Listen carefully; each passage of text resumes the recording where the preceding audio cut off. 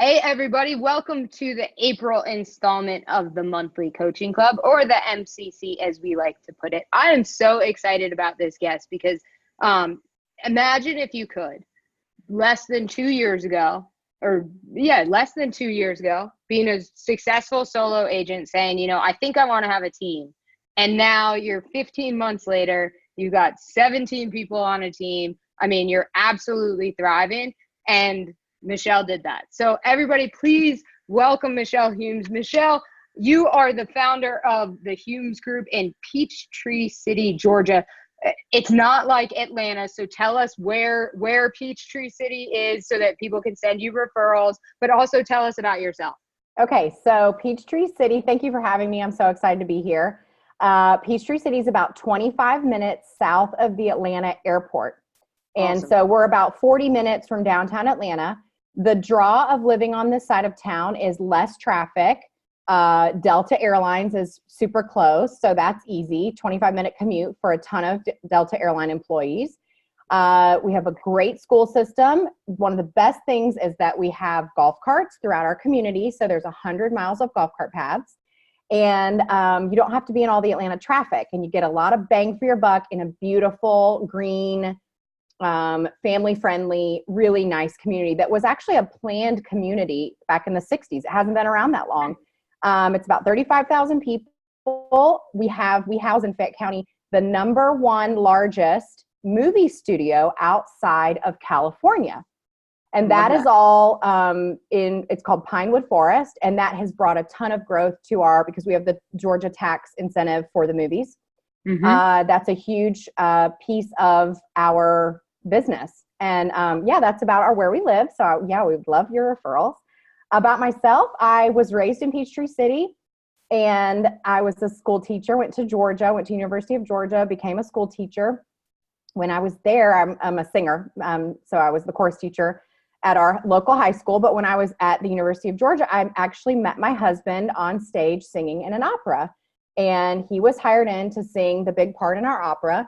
He had come down from Manhattan, and I just fell in love right away and loved him from the minute I saw him, and had to convince him that he loved me too at some point. But we ended up marrying a few years later after I had taught public high school here in Fayette County, and then moved away to Europe for a decade. Actually, we moved to Munich for his job for 11 years. That was an interesting time in my life. I couldn't, because of a work visa situation, I really couldn't work full time. So I substitute taught at the international school. I was a hair model on Home Shopping Network, which is just a joke, and had our first child there, traveled the world really for his international career.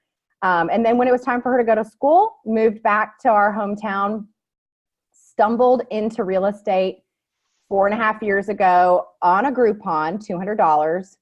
My girlfriend said, you should be a real estate agent. I think you'd love it. You love houses. You're good with people. You're good with numbers. So I was 6 months pregnant, marched myself down to the Groupon, got myself a $200 Groupon. And here we are 4.5 years later with our team, and an incredible journey in a very short amount of time. I would say so. That is an amazing story. I don't think I knew some of that back history about you. So I love that. And one thing I want to pull out of this before we move on about what Michelle just did is, if you cannot talk about your local market the way that she just did, you need to learn. Because I just said, hey, where's Peachtree City, Georgia? That is what so many people are going to ask. These kind of pocket markets, like, people think of Georgia and they probably immediately think Atlanta. And like, I'm sure you get the question all the time, like, oh, how close are you to Atlanta? Or where are you in the Atlanta market? And that, I mean, people do that in terms of Raleigh. Like, I say I'm from Raleigh. I actually live in a town called Clayton, which is 20 minutes east of Raleigh. But if I said Clayton, nobody knows what the heck you're talking about. And so that is such an important lesson already for you guys to see. She did an amazing job telling you all of the benefits of Peachtree City, Georgia. I actually now want to come and visit. This is awesome. We're going to drive around on a golf cart. It would be great. Yeah. I'm looking forward to that. So talk to me. You obviously have this storied history. You're clearly not afraid to take a leap and bet on yourself and bet on your life, having, moved to Munich for your husband's career and then moved back here and kind of stumbled into real estate, as you said. Take us through kind of at a 30,000 foot view, the transition from I'm a successful solo agent to I want to have a team, because I think a lot of teams start for what I consider two reasons. Either people have a desire to have a team, they want to manage people, or out of necessity more often. So take us through what your journey looked like. How did you know it was time to start a team, and why did you? Well, I think you're exactly right. I think that's super valid. And, I think the steepest learning curve, I tell everybody that gets into real estate's a very steep learning curve. Mm-hmm. And you have to really catch on very quickly in a short amount of time. What I hadn't bet on was that I would be so busy being in our hometown. And so, number one, I hadn't thought that would happen, which you sort of go from a place of, and I'm very fortunate that did happen. But like you said about talking about Future City, obviously I have no problem telling about what I'm doing and being excited about it. So right. That started that way. And then I had to sort of make this conscious effort to say, okay, this isn't a fluke that this has happened like this, I've had this sort of success. I better make a career out of this. This is going to be legitimate. And then learning how to run a business, because I think that's the sort of bad rap that a lot of the industry has, unfortunately, is that you get these people like me who started and they're, I'm going to support, my spouse and pay some bills, or truly that was why I got into it. And I had no idea, first of all, that it was such a huge industry. Second of all, that I could be like a business owner. It wasn't just me all of a sudden going from a stay-at-home mom to playing real estate agent. I was the conscious effort to run my business or run this job that I have like a business. It was probably 2 years into it when I realized I was out of time.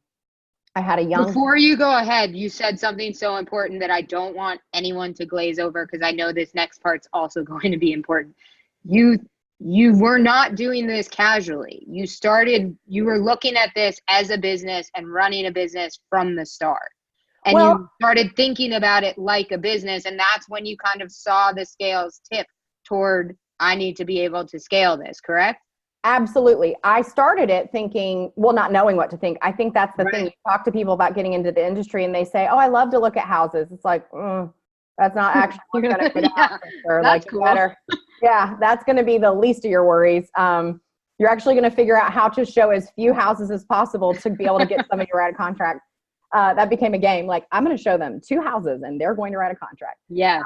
But yes, when I made the conscious effort to say, I'm going to be a business owner, and actually it was out of necessity. My husband had put himself through school and we had a tremendous amount of student loan debt. And it was the most, like, when you feel like weight on you, I just felt helpless because I was sitting there at home thinking, how are we ever going to pay this back? How are we ever going to build? I had all these aspirations to build this big, beautiful life that people dream of. But I knew that the debt was going to just eat us up. Like, we'd pay all year long, and it's expensive to go to learn how to become an opera singer. You have to have multiple degrees, but we would pay the interest all year long and then still owe as much as we had, So that was when I realized I had a platform and that there wasn't just haphazard anymore, probably 6 months into it, I thought, I am going to do this and I'm going to do it right, because I don't like to do things a shortcut way. I'm kind of competitive, unfortunately. I mean, I think it's good and bad. I think a lot of people on here can probably relate to that. Yeah. And I wanted to be really good at it. And I wanted to change the trajectory of my family. So yes, to answer that question, that absolutely became, like, when you talk about being focused, I became so laser focused on being surrounded by whatever it would take to take my business to the next level, whether it was the company or the agents I got to know, or just, I just started asking everyone for help, because honestly, at the end of the day, if somebody asks me for help, I'm going to give them help. I'd love to see other people succeed in the business. And so that was a very conscious effort right from the beginning, just to say, we are going to change the trajectory. And also because he was traveling 10 months out of the year abroad. We had, like I said, right when I got licensed, I had a baby. We had a 4-year-old. And I was thinking to myself, it was a great idea to move back to America because I missed it tremendously. Yeah. But I was going to have to raise these kids basically single with a husband abroad unless I stepped up my game and earned more money. Yeah, absolutely. And I think, I mean, the reason why I think what you're saying is so important is a lot of the time, I think even some people watching this will look at you and see this tremendous success that you've had outwardly. And before any of that success can happen, it has to happen up here. Like, you have to make those changes in your mindset before you can make those changes in your actions. Yeah. And I think that, even current day mindset is, 95% of the battle and what I do on a daily basis, because you get that first hire, the assistant, or you get another hire, or you go to the next level in your business and you still have mindset stuff going on, fear really is the biggest thing.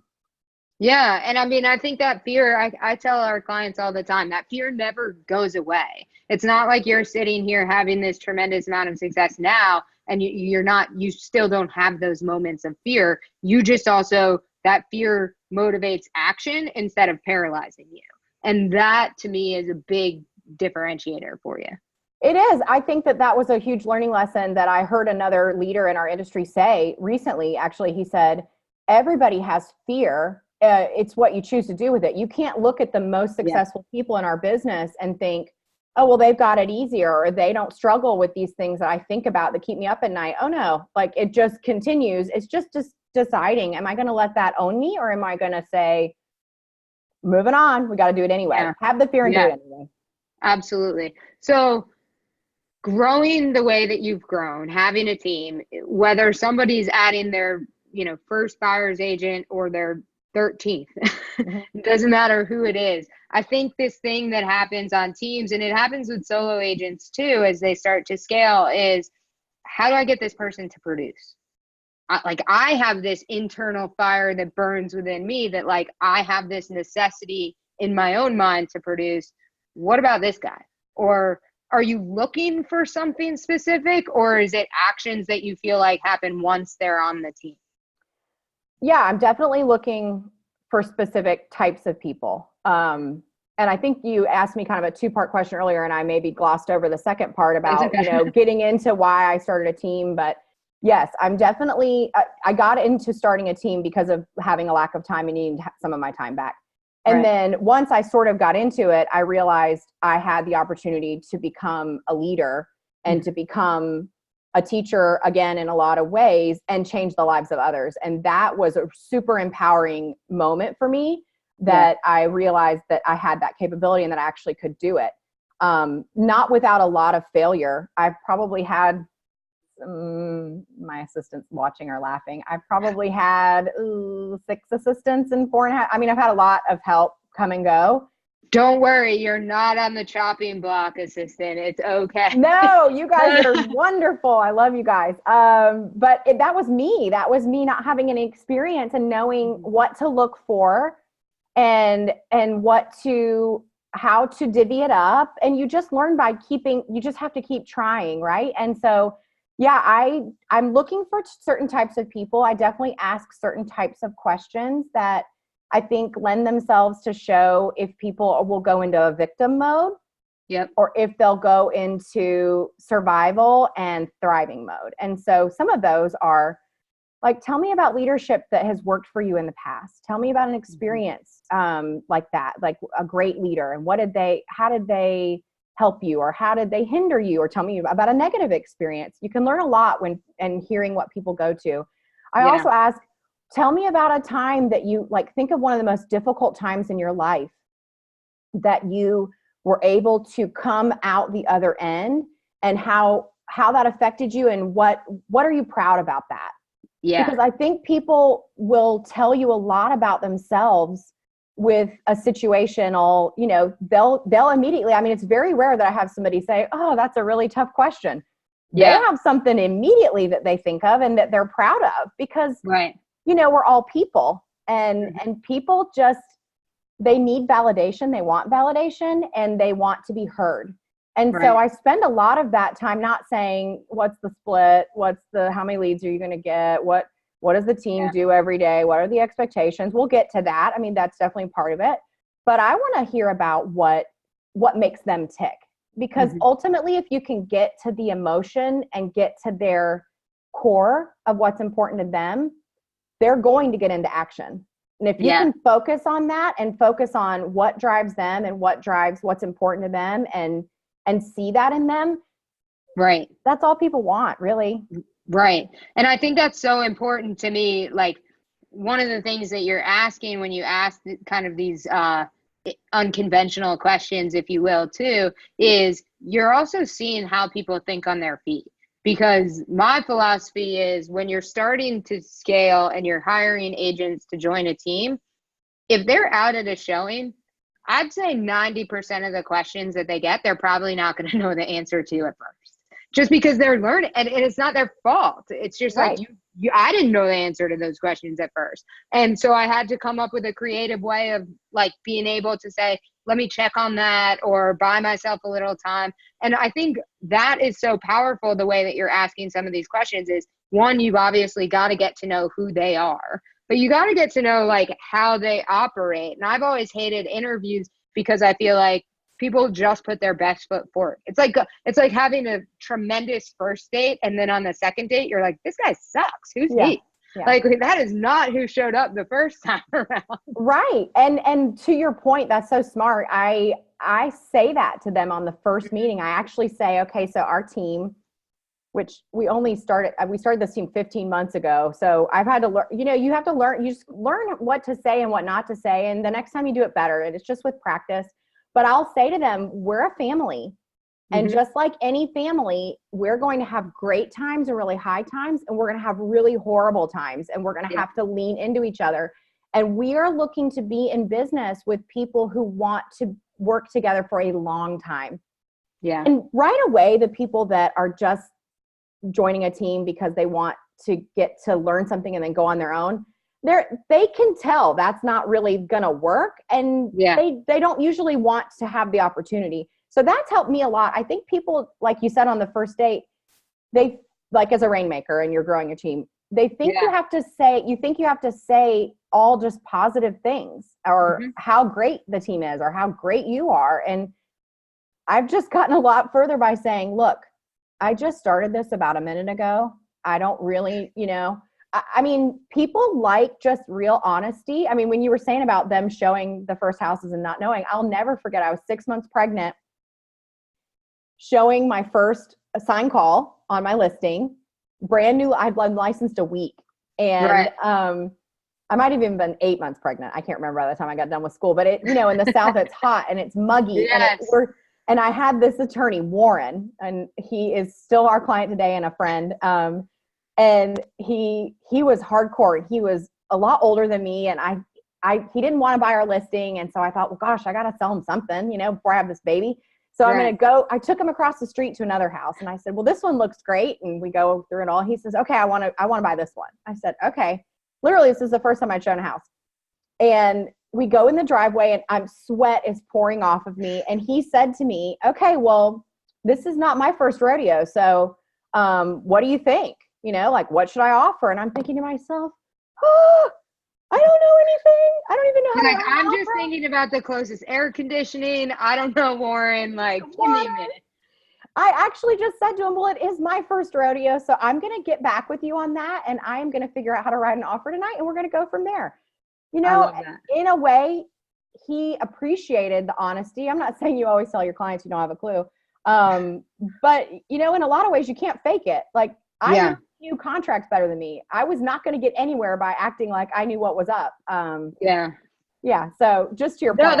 I think that's such a good point. And when you interview and you can see who people are, I recall when I hired our first project manager, I probably was just before where I should hire somebody. Seth Godin has this you should plant the tree before you need the shade. And that's always been how I've operated my business of, hire before you need the person. And then when you need the person, they're there. And I probably had no business hiring just yet. And I was super nervous. And all of these people were coming in telling me how great they would be and how great I already was and all of this stuff. And the woman that I hired, Deanne, who still is our project manager to this day, sat there and she was like, I mean, seems like you're kind of figuring it out, but like you're about to take off. And I was like, I mean, I just love that she gets where I'm at and like knows that I don't have this all figured out, but like she's along for the ride. And I think that when you talk about team members, and whether it's an assistant, a buyer's agent, whatever, so much of it is they got to be along for the ride and understand, like, as this thing grows, especially in the time frame that you've grown your team, like things change, things evolve. Like I oftentimes will liken it to families of, when you first get married, you and your husband or wife have your relationship, and then you add a child and it changes the dynamic. And then you add another child and it changes the dynamic again. And like that, the same thing happens with team members. And so it really is a constantly evolving and changing thing. And I think it's so important that you're uncovering that with your applicants. Yeah. And that I found some people that are willing to come along for the ride, that see the vision. And I think that me getting clearer in the vision and in being able to communicate that was also very key.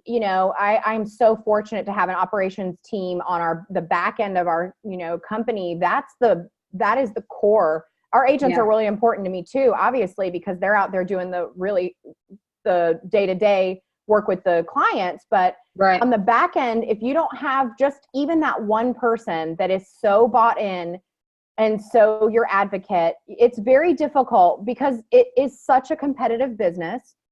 It's so cutthroat. The minute you start to feel some momentum, I mean, I felt this, you have people that are really want to tear you down and don't want to see you succeed. And so just having that one core person, when you can find that and they are there for the longevity, you're going to go through bumps anyway with them. Right. And you're going to go through times where you're like, oh gosh, I don't know where we're going right now. And I just need us to have some like space and just to be able to breathe a minute. Yeah. When you find those people, it does change your world. Yeah, absolutely. So in terms of the hiring process, you're obviously interviewing them. Do you have them interview with other team members too? I do. So when it was my first hire, if you'd like me to start there, I interviewed my first hire. There was nobody else.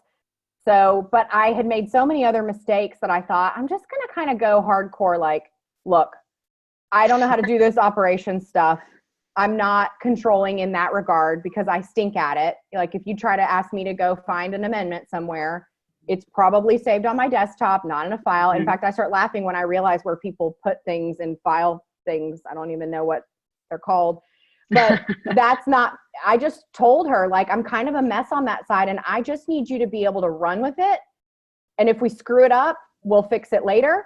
But I just want you to own that piece of the business and I'll own the sales part of the business. And that hire was made 15 months ago. And that's still Julia, my right hand. And we still to this day, we have gone from, just her being the only one doing everything along with a part-time contract to close. But now it's evolved where we're adding people. But that's definitely, I interview them first. Now when there's more admin people coming in, I let the admin side do that because I want them to have somebody they love and want to work with. I want them to have, they have skin in the game. Yeah, no, I love kind of splitting your business and giving them ownership of their side of it, where I think a lot of teams make a mistake is sort of saying, I came up with this process. This is what worked when I was a solo agent. So like, this is how we're going to do things. And I think that truly is like almost like a cardinal sin when it comes to teams, because unless you are going to run that process every single day, it really doesn't matter how you feel about it or like it or anything, because the people that are doing it have to own it. And I know I say to our project manager all the time, I'm like, this is how I've always done it. If you want to do it some way different, like, I don't care how it gets done. I just care that it gets done. And Exactly. that is so important, that you're giving people that kind of ownership. Yeah. And I think when I did that and made the conscious effort to say, you own it and I'll own this side of the business. And let's not, let's just know that we're that way. They started there's something very empowering for anywhere from your sign person, your courier, all the way up to your listing manager. I love that my dad's using this minute to mow the lawn right outside the window after I told everyone, don't make any noises. But that's true. You just have to let them own it and let them create the process, because what I see for them and what I told them from the beginning is, Julia, you will run this listing division and you will have all these listing managers underneath you that you're going to train to do your job just like you and better. Right. Like you're a 10. I want you to go out and find 10s and 10 pluses in our business. Heather, you run this. She's created the whole system around contract to close. We didn't have one. I didn't have a system for that. That's not my strength. My strength is getting out and selling people stuff. Heather will eventually run other contract to close because that's where we're going. People can really get excited about that, especially when they just know they're a part of something bigger. Yeah, no, that's a natural human feeling, is like they want to be part of something bigger than themselves and they want to have ownership in that. And so, you're hitting on two really important parts. So you hire an agent. Obviously I've watched, you and I have been planning this, I guess, about a month now. And I've been following you and all of your agents, and it's been fun to watch because I've watched as your agents are wildly productive. And I was like, she's for real. Like I knew you were for real, but I was like, these people are coming on her team, and then like they're putting their money where their mouth is, and they're coming on and they're producing. So you have to have like some sort of magic, but there's got to be accountability there. And my guess is there's some strict accountability. So talk to me maybe about like the first 30 days or so of somebody joining your team as an agent. So there's accountability. I don't know if strict is really in my vocabulary, unfortunately. I would love for it to be, because I think that we would be even more productive if I was a little bit more strict. We do not do the typical, like, you got to turn in your 50 calls or we don't do any of that, because we run a pretty top sphere business. It's mostly sphere of influence referral business. And so that's the first piece of it. But it's really about setting expectations. I tell the agents, when they are onboarded, you will be writing a contract within 30 days. It's amazing what happens when you tell someone they will be writing a contract within 30 days. Guess what? They do it. Yep. And, we hear so much of like, well, it takes 6 months to become productive. And I'm like, no, I'm going to give you the tools. It's not even necessarily the leads. We're going to put tools in your toolbox to help you get in front of people in order to become productive, whether it's open houses, whether it's sign calls. That's a ton of our business is open house sign calls on our listings. We run a decent listing side business, and people do it. I can't really think of any situations, maybe one where somebody hadn't written a contract within 30 days. They just do. So as far as the accountability goes, there's only one thing required. Well, two things that they have to come in and kind of be a part of in order to be on our team. The first one is our accountability meeting. I used to do them one-on-one.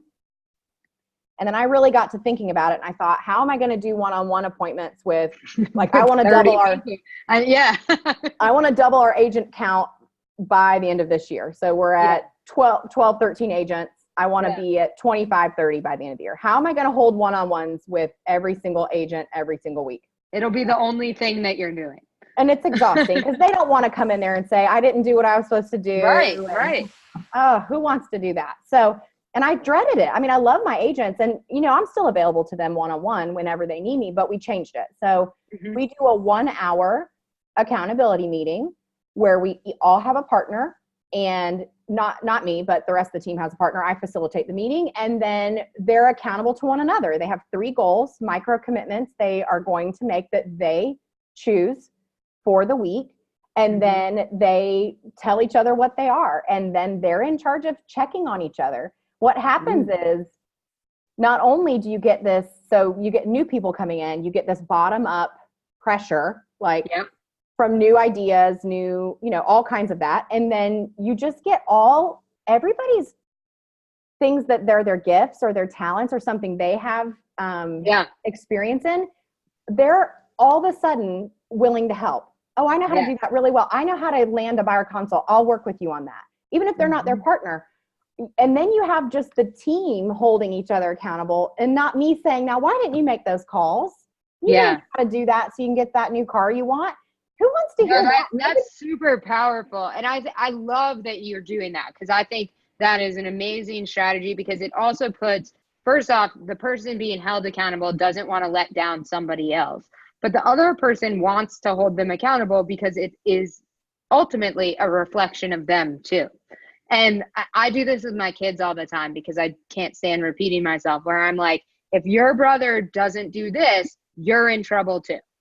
And my kids hate when I do it, but it works really well, because I kind of have that peace of mind too, that I'm like, they're going to work together. They're going to watch out for one another.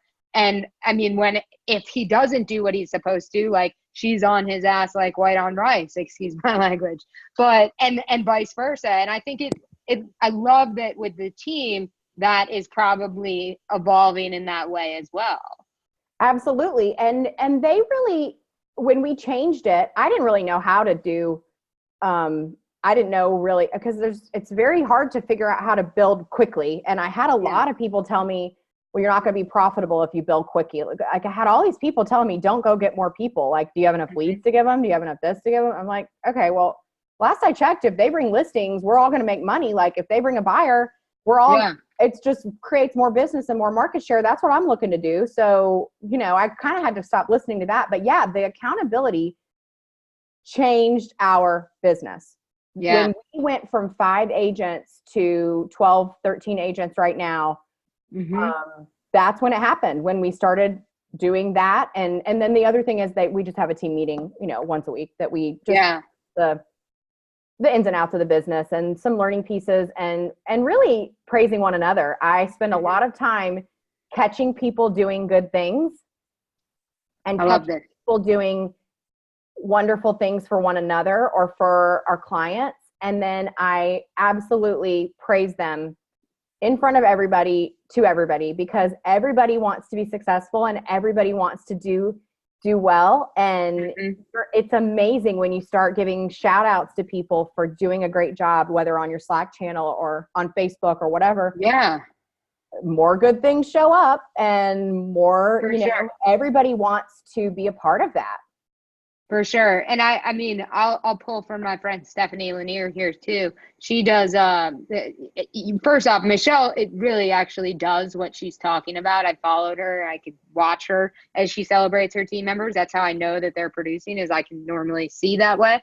But Stephanie does something that's great too, where, she's finding the motivation points for folks, that like, what is really driving them? And you're doing that somewhat in your interviews. But she's asking questions like, how do you take your coffee? What's your favorite sweet treat? Like little things like that. So that like when their birthday comes around and they're gluten-free, she's getting a gluten-free cupcake. And like just those little things are so extremely powerful to people, those unexpected moments and that personal, like emotional connection. It's so powerful to celebrate the wins of other people. Absolutely. And I said this the other day in chatting with my team, training instruction, that is very necessary. Obviously, we know it is. It's a business where you have to know how to do a lot of different things really well. Yeah. And not only navigate people, but navigate big purchases and sales for people. I mean, it's not easy business some days.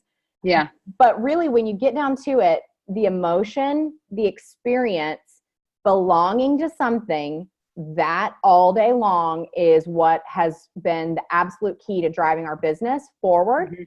And it had nothing to do with the training and nothing to do with the instruction. Now, do we do that stuff? Yeah, of course we do. We're going to be known as people that are awesome contract writers and that, do what we say we're going to do. But you've got to get to the core of what's important to that person. And I think that when I changed that about my mindset about building a team, that's when all of our team has just become more successful. Yeah, just taken off. So you said it's not about leads, and I'm paraphrasing there. You said something much more polished than that.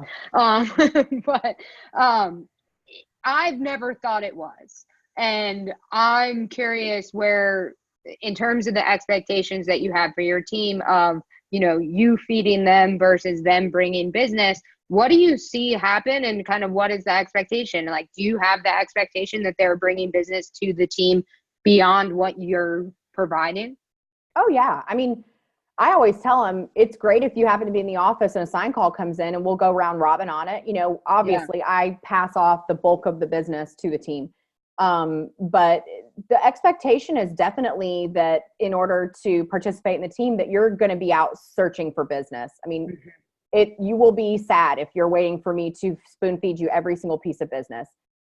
On the numbers, like the actual numbers of it, it's probably between 60 to 70%, if not a little bit more given versus what is brought. But I do look for people that have strong spheres. And it doesn't mean if you're not from here, I'm not going to give you a chance. That's not at all. I'm going to just teach you how to build one and to get business going quickly on your own that I'm not going to actually just give to you. So yeah, I would say definitely more business is given just because of my sphere and because of, the name and the nature of business. When you get more things going, you have more business that happens. But it's really not even that big of a conversation, honestly. Interesting. And I don't know if that's right or wrong. I'm not. No, it's a good point. And I think your percentages are right on personally, because I think that is an important part that some teams lose out on, is you are doing your team members a disservice if you're not teaching them how to hunt business too.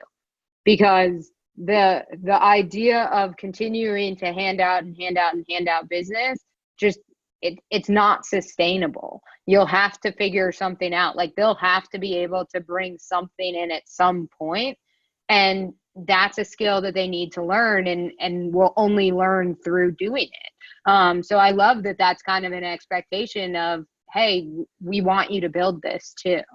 Yeah. And honestly too, that if they don't have a sphere, I'm going to just really focus hard on helping them figure out ways to get business. They're going to learn how to do an open house. They're going to learn, all of that stuff just the ins and outs of the business. Yeah. But the other thing about like lead generating, I'm not really like a lead generator that sits in an office. None of us are in front of our computer, calling strangers, calling internet leads. And I think that has felt like suffocating I think it does feel like it has to be the only way to generate business. And you know what, when we go for happy hour, we're at our local, really neat, like Palmer's, our local restaurant, and we're all there celebrating maybe, April birthdays or something. If we don't leave without a couple of appointments, it would be unlikely. Like typically that's where, and I'm not saying like we just go to bars and drink and get business. Hey, I mean, if you do, it's not a bad generation. That's just part of it. We eat too. No. Well, that's good. At least you're giving back. But getting involved with the schools, like we have, because we're almost 7 of our 12 agents were teachers before. And not that I stole them directly from education, but in their former life, they were an educator at some point, and, including myself. And so we are super involved in our school system. We're super involved with our kids, with our activities at the churches, whatever is their interest. I tell them, go there, wear Hume's Group stuff, and just be involved and come from value. When you're coming all the time from contribution and value, it's amazing that you'll stay top of mind when someone's ready to make a big investment. Yeah, I've always had this saying that I tell anybody that says that you can't serve a community you're not present in. And I believe that I use that line in terms of like, you should refer some business out if it falls outside of your area. But I also believe it applies here of, so often we think, I've got to sit at the office and call, 100 people to get leads, or I've got to, pay Zillow or Realtor.com or somebody, which like, I have nothing against any of those strategies. Sure. They work too. But so often being present in your community and speaking knowledgeably the way that you do, that's going to be your best generation strategy. And just like you said, that's going to build their sphere, and coming from a place of contribution and value, people will know that they can count on you for certain things. And that's really what people are looking for when they're looking for an agent. They're not looking for, how many deals did you do? They're looking for, can I count on you? Absolutely. And I think that that's so valuable when it comes to us I think what you said about community is exactly right. If you're not relevant in your community, like, you got a problem. I mean, to me, because what are we selling? We're, like you said, we're selling the lifestyle of our community. We're selling our community. I mean, you better believe I've got an interest in keeping our schools great. You better believe I've got an interest in serving, in tutoring because they have a need, or they want the teachers to feel spoiled rotten and we take lunch, and anything they need, they know they can call me and count on me, whether it's my time or resources. And if I can't personally do it, I'm going to find somebody that can, because that's just my duty as a leader in this community that has been, wildly beyond my wildest imagination blessed with the opportunity to do what I do. That is what I wake up every day to do, to serve our people, obviously in our team, but to serve our community. Absolutely. No, I love that. So speaking of your community, because it's kind of a cool community. Yeah. So shifting gears completely, you put together these really fun videos. I think they're really fun. So when I first met Michelle, I met her at the Curator Excellence Conference this past October, where I was immediately impressed by her, but she was on stage talking about her videos. And, a lot of us think video and think, getting our lighting right and like getting, in our little studio with our backdrop and stuff like this. And I didn't really know Michelle from anybody else. And they put up her video and she's on a golf cart, and I forget where she was even going. It really didn't matter at the moment, but it was just like, it was this great video that I was thinking to myself, she seems like a lot of fun. Like, if I saw that video, I would probably click on that and then watch the subsequent ones. And I love this strategy because those of you guys that know my wife, Lynn, know she does these fun carpool videos called Carpool Chronicles, where it started originally that our son was with her from preschool and waiting in carpool line to pick up our daughter. And she just started this video series of like funny videos where she'd talk about the community, talk about what's happening. And so tell us about your videos and kind of how they came about, because I just think it's so fun. Well, one of our agents on our team, Amanda, moved here and does not have Sphere contacts. And we just don't spend a lot of money on internet leads. And so, but I wanted her to be on our team and I wanted to help her be successful. And she would come in every week and be frustrated that there wasn't, she had really high aspirations about what she wanted to do in her business that year. And I knew that I had to help her figure out ways to do that. That's really my job, is to say, okay, that didn't work. Let's try this. So we were just chatting, and I had told her that by being at the Curator Convention, the Excellence seminars, that I had always seen a need for video. Nobody had really done video in our area. And she said, what if we went on the golf cart together and we called it Eats, Treats, Deets? And I'm like, that's adorable. We could interview restaurants. We could get like details of things in the community. Go to, whatever. It was just catchy. And so we did. And we were horrible. I mean, it's so horrible to be on video. Our first videos are so bad. And in fact, a memory popped up today of one of, we've only been doing it just over a year, of one of our first ones. And we have like a broomstick attached to a selfie stick, attached to the phone, holding it on the golf cart, trying to see if it's not going to bump, because we still don't have any professional equipment. We have I think my husband bought one of those, things that makes whatever they're called. I don't know, smooth or small. Oh yeah, we have that, and then we never use it. Okay, so we have one of those, but we don't have microphones. We have like a little handheld thing that at least picks up our voices, and that's it. And so we started, and we picked the most popular pizza place in town for our first one, and we went, and it had like 9,000 views or something insane, and you couldn't even really hear us talking. But that was the point. The point was that we wanted to be recognized for not even us, but we wanted to have people know who we were, but make it about the community. So instead of Partners Pizza being about Amanda and I, although we're on the golf cart, we're talking about, where we're going for the day and how it's been such a staple of Peachtree City from the time it was created. what we really got to was that really, really special place for so many people who have grown up here that then I mean, it was crazy. They started sharing it saying, oh my gosh, if I could just live in Peachtree City again and eat that pizza, eat the potato pizza, that's world famous. And so we just started doing it, not every week, but we do a couple of them a month. We try to. And we really make it about the community member. And when you do that, they share it. Other people that love them share it. It becomes a way to be known in the community without it being down, you know, a constant, we've got a new listing video. Right. It's much more interesting.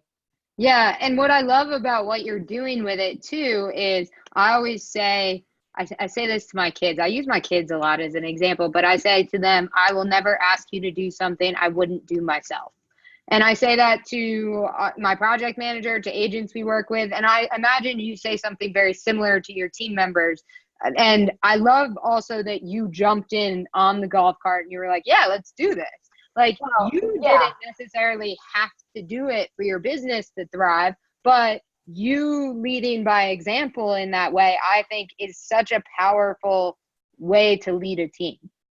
Well, I agree with you and thank you. I will never forget the one we did about golf carts, and I think that was the one we saw. And we raced the golf carts, and I mean, I'll never forget that I was so self-conscious of how I looked on the video. Because these girls that I was on the video with are just adorable. And, you know, that's just human nature. Like, just because I got out and did the video didn't mean I went home that night and thought, oh gosh, maybe if I had less of that pizza when we went on that, you know, it's just human nature. But at the end of the day, nobody really cares. Like, it's just, we all feel that way about ourselves. Everybody has that insecurity at some point or another. Just get out and do it anyway. And I think that would be the best advice I could give if you're going to do video. Don't worry if it's not perfect. Look at the start of our videos. Look at our current videos. They're not perfect, but they're entertaining most of the time. And at least it's you know, my crappy video is better than your non-existent video. I think I've heard said on Curator before. I can't remember who said it, but it's true. Yeah. It's true. No, absolutely. I love that saying all the time. So let's again shift gears before I let you go. You and I have had quite a few conversations online and offline about balance, for lack of a better term. And I think it's something that I wanted to bring up on this episode specifically, and something I bring up, those of you guys that know me, on most of our episodes, but this episode specifically because you have grown so fast, so quick. You have seen extreme success, and inevitably that comes at some sort of personal cost. And I think a lot of us, especially that are out there in the community, people will look at us and say, well, like, wow, they've got it all figured out, or like it looks so nice on the outside. And so I'm curious, how/do you find balance? And if you don't, talk a little bit about that. Oh, yeah. I mean, we have talked a lot about that. I definitely struggle. Out of anything I struggle with, my personal time or shutting down the business and giving undivided attention to my family is definitely where I struggle. Yeah. And I have a very understanding family. I have wonderful kids and a wonderful husband and wonderful parents that live with us that help us. But it is definitely a struggle. And I'll never forget, I had somebody say to me about being in the car with my kids and saying, well, when was the last time that you talked on the phone and on the phone about business with your kids in the car? And I thought to myself, when was the last time I wasn't on the phone when I was in the car with my kids? Because it's just that kind of a business. And that was really a little bit of a wake-up call for me. And at the time, who said it was one of my coaches who said it, and she's older than me. Her kids are grown. And she said, Michelle, the time is going to go so fast, and you're going to blink and they're going to be off to college and off to do all these things. And you will have been on the phone every single time you were in the car with them.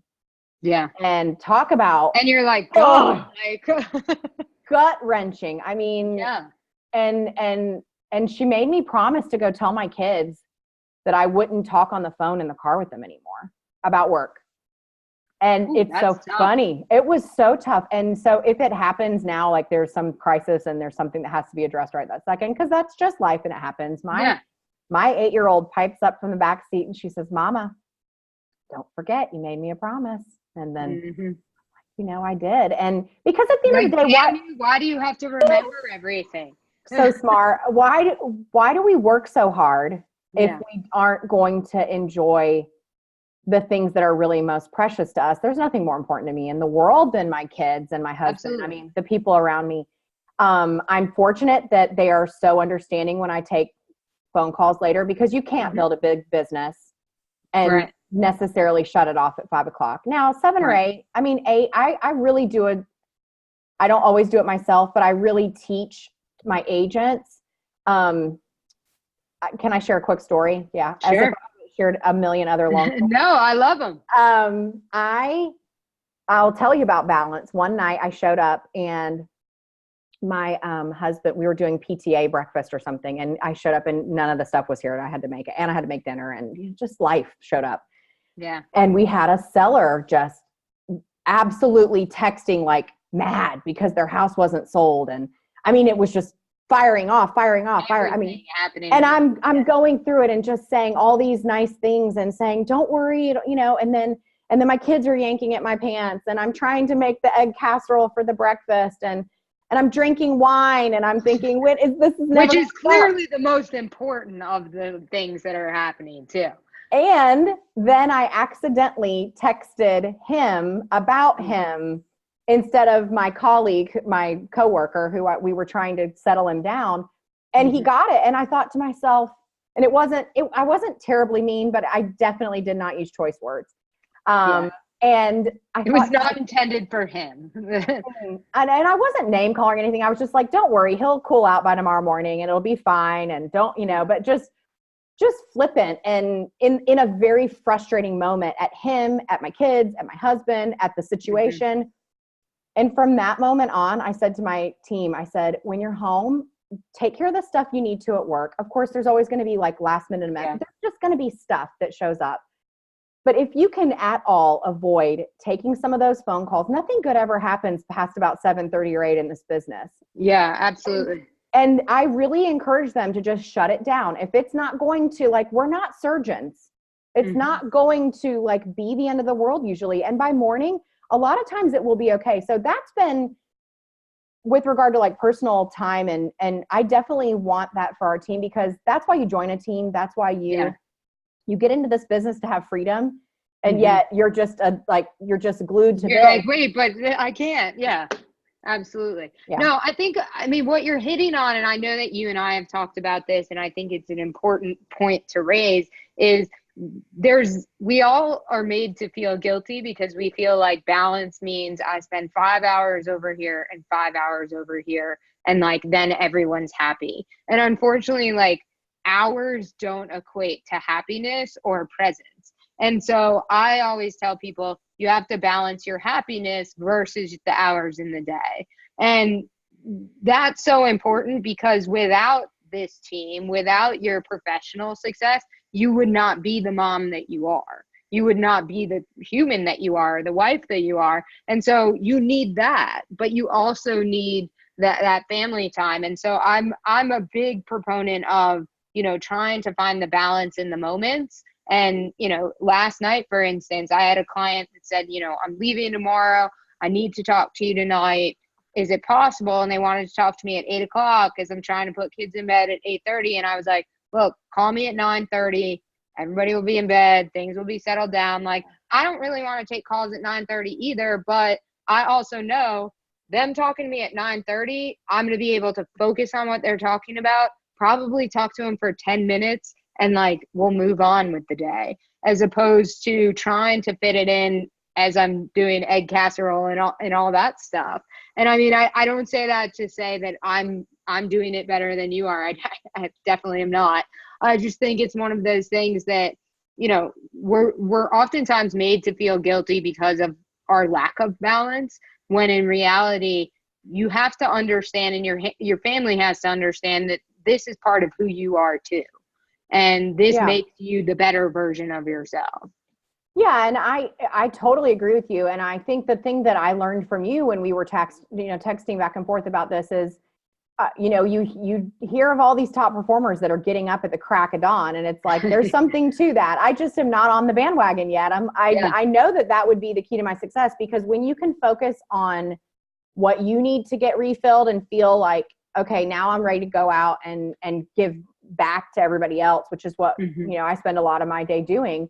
Educating and helping others, you have to just carve out that time, and it's just so necessary. And that's something that I definitely, I readily admit, my exercise, my personal time, that is something that, as a busy realtor, mom, team leader, I let those things go, when in reality, if I would make those things the absolute first priority, I can't imagine what our team could do. Yeah, it's true. I mean, I resisted it for a really long time, because I was like, no, that extra hour, that extra half hour of sleep, like that's going to be the key to my success. I have to be well rested. And then it was one of those things where I was like, I've watched my trajectory change completely by carving out that time for me. So it's something that I don't bring it up to say you're not doing it well. I bring it up because I want people to understand something we all struggle with. It's something I struggle with, you struggle with. I know so many of our mutual friends that struggle with it. And so I think it's just an important, real point to bring up. Yeah, especially as women. I think that's another thing that I've really struggled to say, I'm not going to be able to always do the laundry. Like, that's just not going to be in the cards. I'm going to have to hire somebody to do that. And it's okay. It's not wrong. Yeah, absolutely. No, it's funny you say that. I feel like I haven't done my laundry in forever, but like kids have clean clothes. Yeah. So I don't totally get it, but I'm figuring it out day by day. Well, Michelle, thank you so very much for being our guest this month. If somebody wanted to find you, how would they do that? They would go on thehumesgroup.com. They can find me on Facebook if they want. Humes Group is on Facebook as well. They can DM us on there. My Instagram is Michelle Whitmer Humes. Whitmer is my other name. And then Humes Group is on Instagram. I think that's a lot of ways you can find me through all those channels. Happy to help with whatever I can. Thank you so much, Michelle. And they're so fun to follow. I've really enjoyed following them the last month or so. It's fun it's not every day that you see companies and teams that can really thrive in the Instagram environment. And I think yours is doing that as well as in real life. So congratulations on all your success. Thank you so much for being our guest. And everybody else, we will see you guys next month with our special guest, David Baldwin. David Baldwin is actually a Raleigh local, y'all. He is an ad executive, but he is also the founder of Ponysaurus Brewing Company. And David is amazing because he is big on building brands that matter and only gets behind causes that he genuinely believes in. He was part of the brainchild of the beer Don't Be Mean to People, which battled or raised funds to battle HB2 in North Carolina, the bathroom bill, as many of you know it. So look him up. You'll see more of him on our social and on our pages. But Michelle, thank you again. And everybody go out there and crush it this weekend. Thanks for having me. Thank you. Thanks.